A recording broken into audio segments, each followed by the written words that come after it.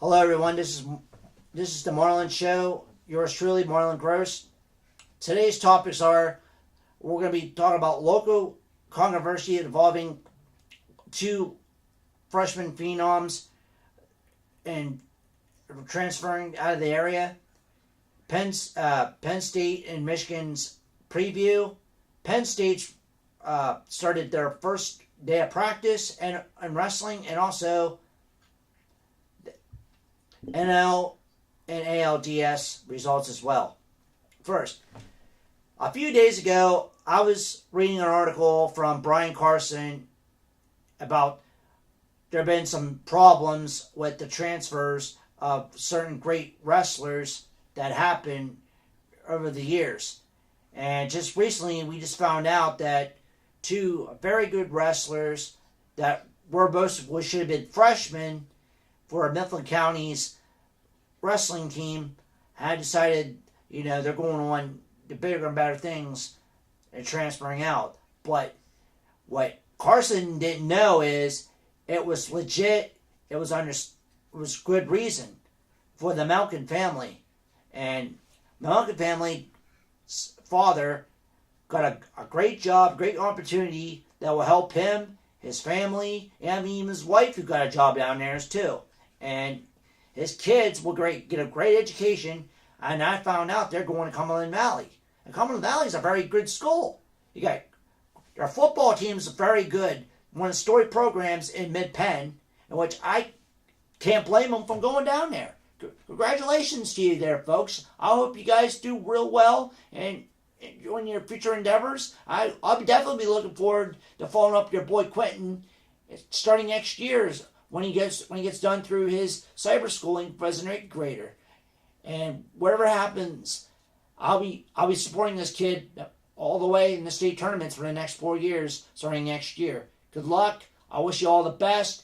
No matter what people think, you're Mifflin County. You will always be Mifflin County to yours truly, the Marlin Gross, the sports wizard of all. So don't think we're holding against Brian Carson. I respect you as a writer, and I will say this: the risk quitting bid.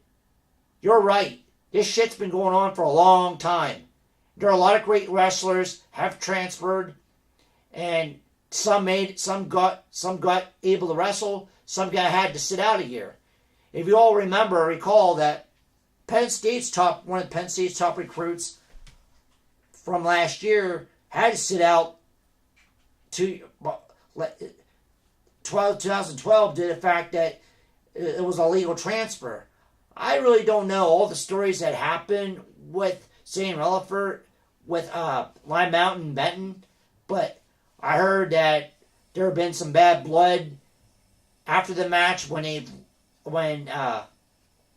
Relaford won, but it's just I don't know exactly. All I can say that I wish there was some kind of form they could make some peace and say congratulations, good job, kid, but it didn't happen. Wherever it happened, it must have been a really bad blood between them two, and all I can say is that there are going to be times that I wish the PIAA would find out, look into what happened, what went down in that school, and give a kid some form of consideration. Like, okay, we'll let you go. But if you're just going there just to wrestle, due to the fact you just want to go to school because for a better wrestling team, I don't buy that. I think that stuff better stop, and I think the kid should sit out of here on my book for that. But if you're going to a prep school, well, it's been going on for years as well with getting top wrestlers, but it helps them. It helps them get a great education and go to a really good program like Bethlehem Catholic and Erie Prep and all, and even there are guys like Ed Ruth a few years ago went to Blair Academy, and look what kind of wrestler what made Blair out to be. And this is, if anybody in Mifflin County or any wrestlers out in the state of Pennsylvania decide to go to Blair Academy, I won't offend you. I won't be offended if you do. But stay in your own homegrown state and wrestle the same high school team you should. Because I respect you if you did, but make sure you get to recommendations and can be considerate for your transfers and down the road. Because, of course, you want to win. Of course, you want to be a state champion or a district or a regional champion as well. But do it right and a competition and fairness to the fans and integrity of the sport of wrestling in the state of Pennsylvania. Could you do that for the fans' sake, folks? Now then, Major League Baseball's and going into the NLCS with the Los Angeles Dodgers and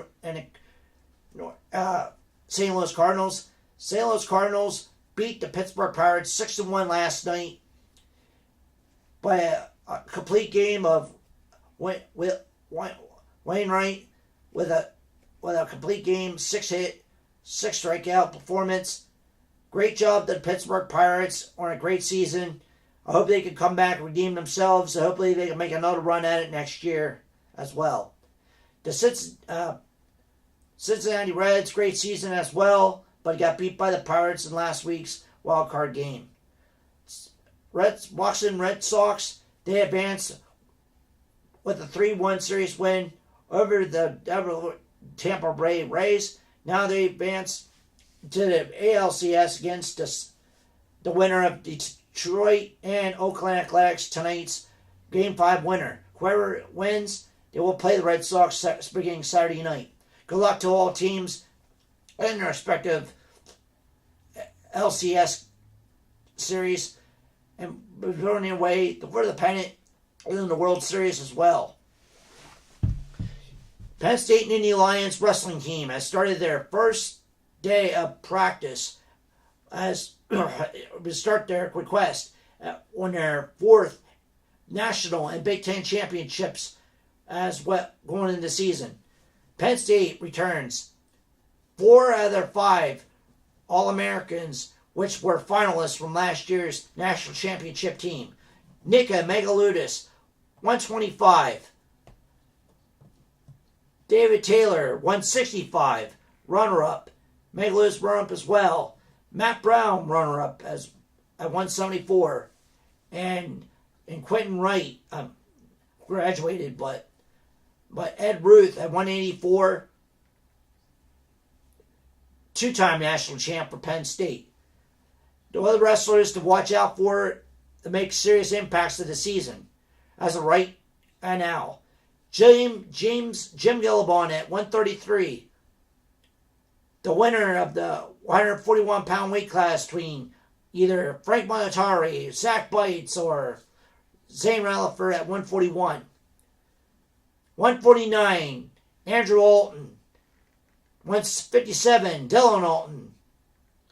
And Morgan McIntosh at 197, and Jimmy Lawson at 285 at heavyweight.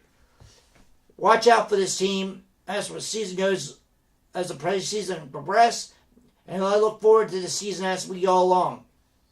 If this team stays healthy, stays eligible, and certain wrestlers stay out of trouble, I say we're going to go on to Oklahoma City and leave to a 4-peat, and they say this Penn State team could be one of the toughest stormy teams that this year's team of all teams in the NCAA has ever had this year. We'll see when that time comes when they face against the tough teams like Iowa's, the Oklahoma States, and Minnesotas as the season goes on. I look forward to that and how strong of a tournament team they are as well. I look forward to that. Stay healthy, boys. I can't wait till the season starts in a few weeks from now. Penn State and Michigan. To all you Wolverine and Penn State fans, this is a big game. I hope Penn State had a hell of a week of practice after they choked their asses off against Indiana last week, because I was a really angry fan just as much as you did. If you haven't checked it out, check it on my YouTube site of how I blew my top about old Bill O'Brien's play calling abilities last week.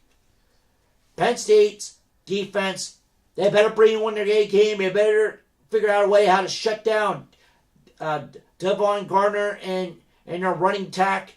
They got a pretty good offensive line, even though they have started 3 true freshmen, and they're led by their All-American left tackle.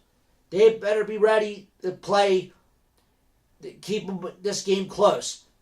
Offensively, they got to establish a very strong running game, go outside more, maybe add a few screens as well. They got to keep Hackenberg in the pocket, make great passes, and don't throw so much on the curl routes too much, because this is a pretty strong Michigan defense. But the only way you beat them if you take them deep in the pass when play action fakes. But we'll see about as we progress, as the game goes on in Saturday night. And I will say this. My perspective is, if Penn State's defense do not shut down the run against Michigan, we're going to be in it for a hell of a long night. Their running game is better. They're stronger. And I wish they would have come out a lot. I wish these guys would play a lot better than he did last week against Indiana, because I was very disappointed in the way they played.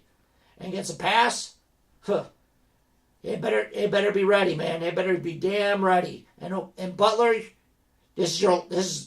you want to redeem yourself? This is it.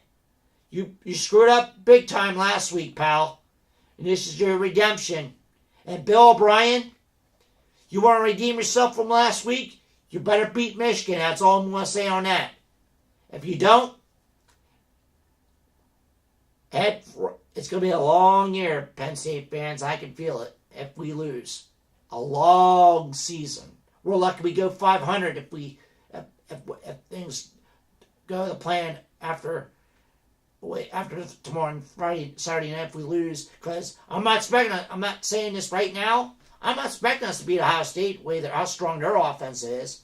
And we're going to have to pass the ball 60 times to beat them, because they're not very good against the pass this year. But the running the ball defenses, they're better than Indiana, I can tell you that. We'll see when that time comes. But then, let's worry about Michigan. Can they beat Michigan? Can they redeem themselves from last week?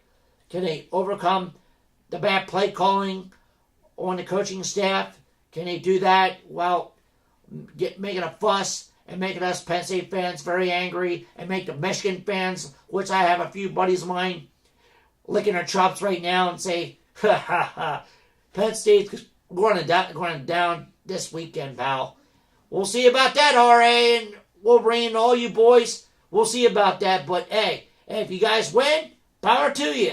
I'll let you know all about it when I see you or talk to you later on. By the way, another tidbit. Good luck to my main man, Ron Arn, on his starting his race quest for a 2-day event down in Roadport Royal starting tomorrow night and Saturday night.